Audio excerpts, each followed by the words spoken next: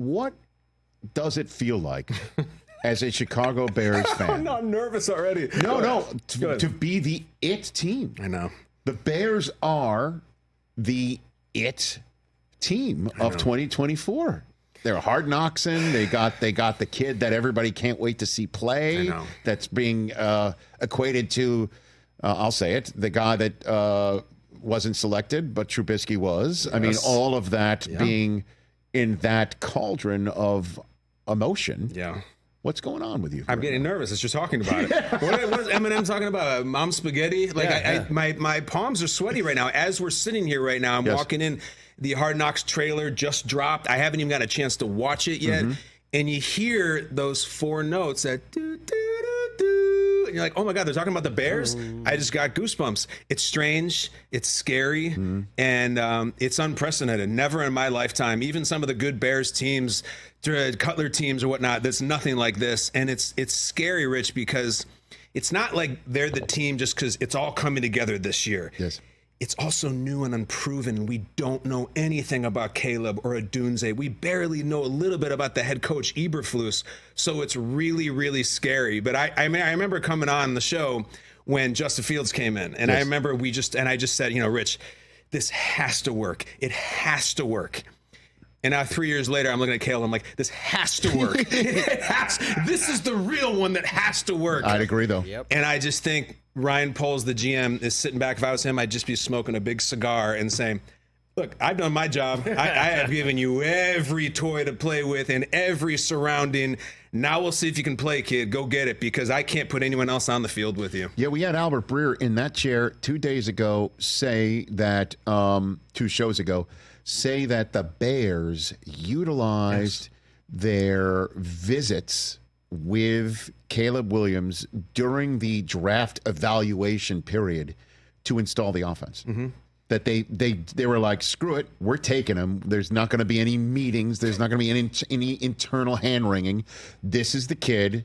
We're going to do it. Yeah. And we're going to basically...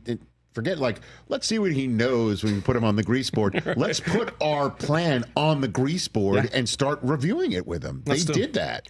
I watched the clip with Albert Breer. I referenced it this morning on NFL Network. Great. And they have had a plan from the get-go. It's like they're at a bar, and instead of all this small talk, you want to just get out of here? You want to get a cab home? Let's not go through the motions. I think you like me. I definitely like you. I got an Uber X coming right now, and let's party. That's what they did. Well, I don't know if it's an Uber X when you're talking about Rome Odunze and then everybody Uber else. XL. Wow. Yeah, XL for sure. You know what I mean? Well, that's my first reaction was they have so many players they've put out there. If you talk about already Kmet and then Gerald Everett and DeAndre Swift, Keenan Allen, DJ Moore, he's not going to see all those guys when he walks into his huddle for the first time because they literally can't fit in the huddle. They have too many players. They need 2 Ubers for their offense. They have to go in a second Uber. They can't fit on the field. So again, it's this thing where it's like all of the postmortem on Justin Fields was what the Bears didn't do or what he could have done. And there's a lot of conversation on all of that. I mean, I remember the dark era of Bears football where we were trying to convince ourselves that Darnell Mooney was Marvin Harrison. It was a tough time. They've got everything now. It is if he can't play with this chessboard and with him installing the offense before he's even a Bear, right? When can you? Well, Caleb just hit Rome on a touchdown in 11-on-11. There you go. We're back. There you go. It's not just that too. Also, that makes it feel real. It's the defensive side of the ball is kind of set. Can you say that? I mean, because they did have one of the best defenses in the NFL from midway through last season to the finish. They picked up Montez Sweat, and a lot of folks at the time were like, what's Ryan Poles doing?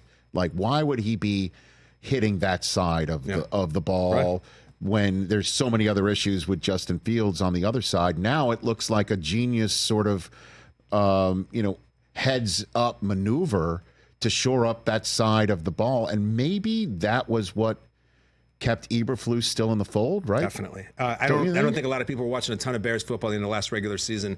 Their secondary in particular put up numbers that have not been seen in the league since the Legion of Boom. I texted this morning before we went on the air. I have a good friend who works in the Bears, works with the Bears. He's on the field. He's in all the offices. Yeah. I said, give me the vibe.